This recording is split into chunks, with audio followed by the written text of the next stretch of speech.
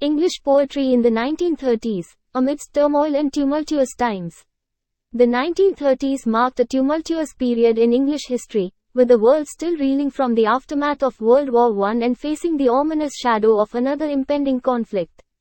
Against this backdrop of social, political, and economic upheaval, English poetry of the era emerged as a powerful voice, capturing the anxieties, disillusionments, and hopes of the time.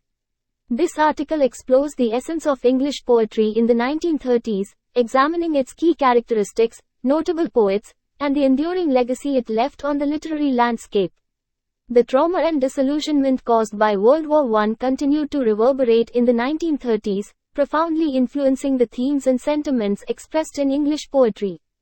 Poets like Wilfred Owen and Siegfried Sassoon, who had experienced the horrors of war firsthand, left an indelible mark on the poetry of the era.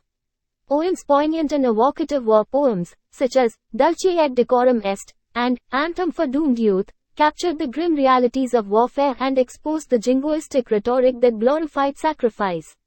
The 1930s witnessed a rise in political tensions and the emergence of various ideological movements.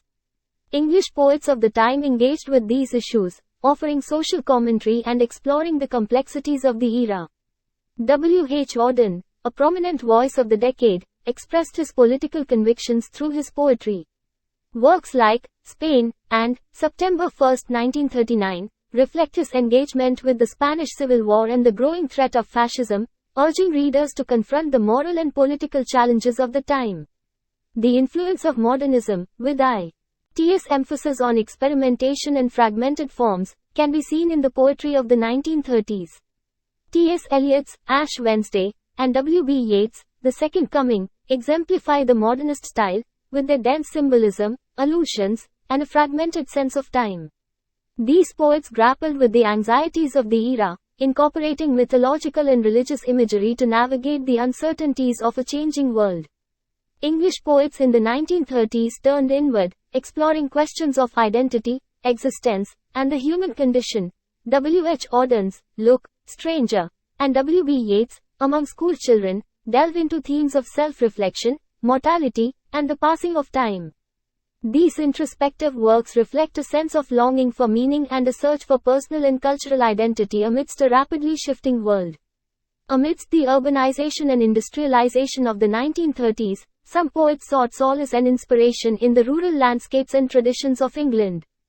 John Betjeman, in his poetry, celebrated the charm and beauty of the English countryside, highlighting a longing for simplicity and nostalgia in an increasingly complex world. Works such as Slough and A Subaltern's Love Song evoke a sense of place and capture the poet's affection for Englishness. English poetry of the 1930s holds a significant place in the literary canon, encapsulating the spirit of a turbulent era. Its exploration of war, political engagement, and introspection continue to resonate with readers today. The poetry of the 1930s paved the way for subsequent generations, influencing the development of post-war poetry and leaving a lasting impact on the broader cultural and social discourse.